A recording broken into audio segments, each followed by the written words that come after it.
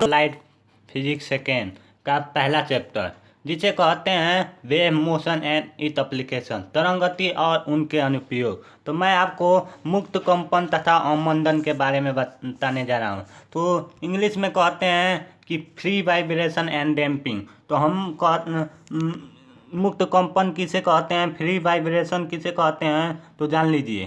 तो मुक्त कंपन यदि किसी वस्तु को उसकी माध्यमान स्थिति से विस्थापित करके इस प्रकार छोड़ दिया जाए कि उस पर कोई भी बाहरी बल अपना प्रभाव न डाल सके और वह सरल आवर्त गति करने लगे, तो इस प्रकार के कंपन को हम मुक्त कंपन या फ्री वाइब्रेशन कहते हैं।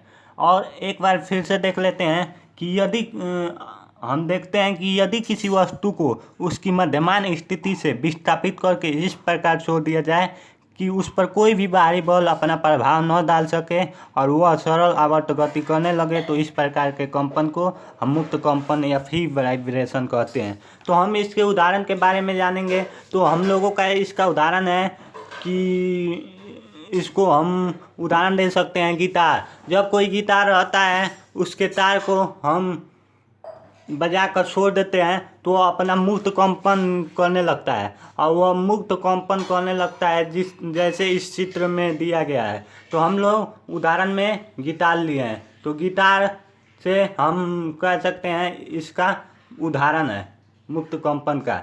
और देखिए ये चित्र में दिखलाया गया है कि ये मुक्त कंपन कर रहा है अपना, तो इसी तरह मुक्त कंपन करता है। तो इसके बाद हम लोग जानेंगे कि अवमंदित कंपन क्या होता है, जिसे इंग्लिश में कहते हैं डैम्पेड वाइब्रेशन। तो व्यवहार में वस्तु के मुक्त कंपन कराना असंभव है, क्योंकि वायु के घर्षण के कारण एक विरोधी बल कार्य करने लगता है जो इस गति को अवमंदित करता है, जिससे वस्तु का आयाम समय के साथ साथ कम होता जाता है और अंत में शून्य हो जाता है, अर्थात वस्तु कंपन करना बंद कर देती है। व्यवहार में इसी प्रकार के कंपन होते हैं। इस प्रकार के कंपन को अवमंदित कंपन या डैम्पेड वाइब्रेशन कहते हैं तथा इसका आयाम कम होने की क्रिया को अवमंदन कहते हैं। स्मरण रहे कि डैम्प का मतलब होता है रोकना।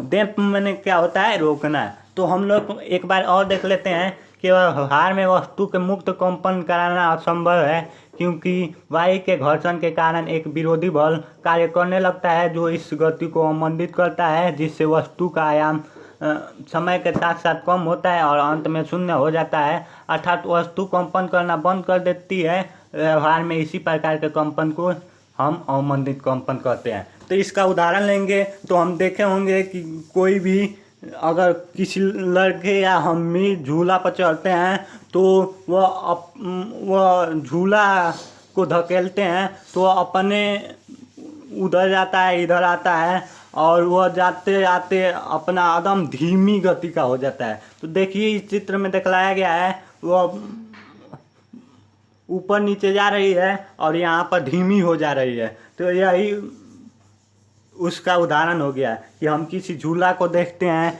या हवा में सरल लोलक का कंपन अवमंदित कंपन का उदाहरण है। तो इस तरह भी कह सकते हैं। तो यहीं पर मैं आपका चैप्टर समाप्त करता हूँ अप्लाइड फिजिक्स का। Thank you.